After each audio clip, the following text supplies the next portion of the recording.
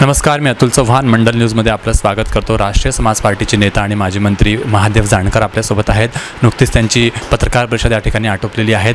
तुम्ही 288 जागांवर लढणार असं म्हटलं आहे.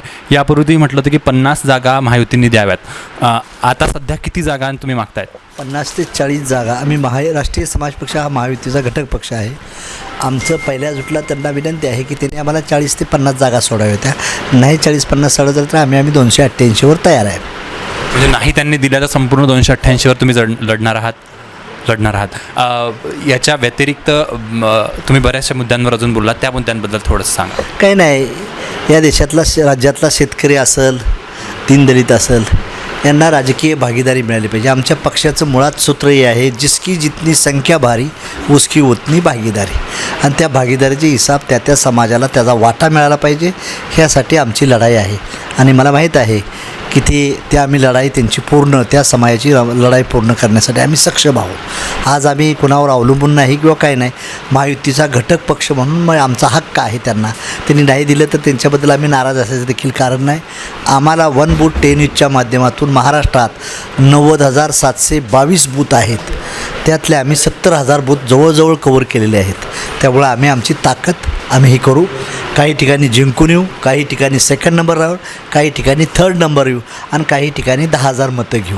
एवढी आम्ही ताकद निर्माण करण्याचा प्रयत्न करतो.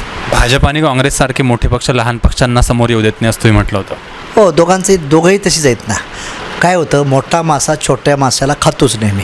पण छोट्या माशानं मोठा मासा व्हायचं स्वप्न ठेवलं पाहिजे ना. किती दिवस छोटं राहायचं आपण. आता राष्ट्रीय समाज पक्ष मोठा झाला पाहिजे या दृष्टीनं आमची ओहापोह चालू आहे. म्हणून आजचा प्रोग्राम चालू आहेत आमचा. आता दिवसाला आमची सभा आहे, शेतकरी मेळावा आहे, त्याला चालू आहेत. तुमचं असं म्हणणं होतं की हे दोन पक्ष मतदारांमध्ये संभ्रम निर्माण करतात, म्हणजे काय? नाही, एक लक्षात ठेवा, दुसऱ्याला वाईट म्हणून मी मोठा आहे असं मला म्हणण्याची प्रवृत्ती नाही. काँग्रेस देखील त्यांच्या परीने योग्य चाललेलं आहे आणि भारतीय जनता पार्टी त्यांच्या लेवलनं योग्य चालली.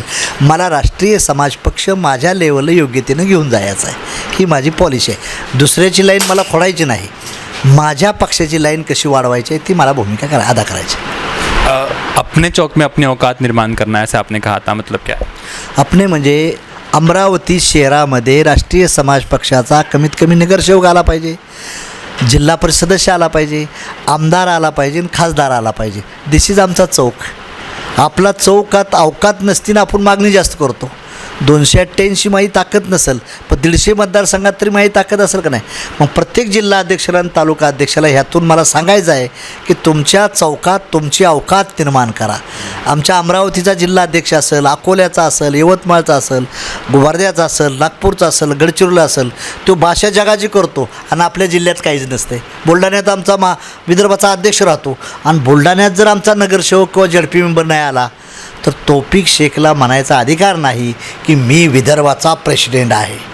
म्हणून आपल्या चौकात आपली अवकात तयार केली पाहिजे, ही कार्यकर्त्याला माझा सल्ला आहे. सगळेच पक्ष श्रेयवादाची लढाई घेत आहेत. मी काय केलं हे सांगतायत. कुठल्या मुद्द्यावर तुम्ही आता लोकांसमोर जाणार आहात? काय नाही, जे भाजपनं आणि काँग्रेसनं जे सन्मानाची वागणूक ह्या समाजांना दिली नाही ती देण्याची मी भूमिका करीन.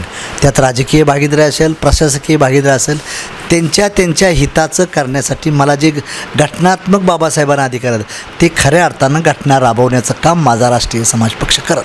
मग त्यात शेतकरी आला, कामगार आला, दीनदलित आला, सर्व मायनॉरिटी, सर्व लोक आली, या सर्वांचा विकास झाला पाहिजे या राज्याची भूमिका मी घेऊन राष्ट्रीय समाज. काँग्रेसनं काय कमी असेल किंवा BJPत काय कमी असेल ती भरणी.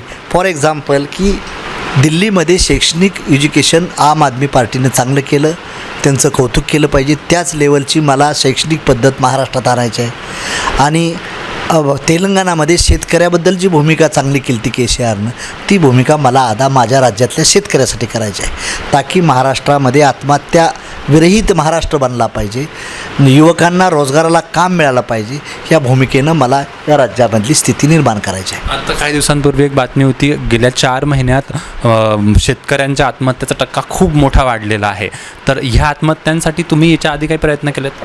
मी ज्यावेळेस मिनिस्टर होतो त्यावेळेस जी आत्महत्याग्रस्त कुटुंब झालती त्यांना मी काय केलं तर की शेळीचा प्रोजेक्ट, कुक्कुटपालनचा प्रोजेक्ट देण्याचा प्रयत्न केला आणि दिला होता. आत्महत्या ज्या फॅमिली झाल्यात काही ठिकाणी मी आर्थिक मदत बी केलेली आहे.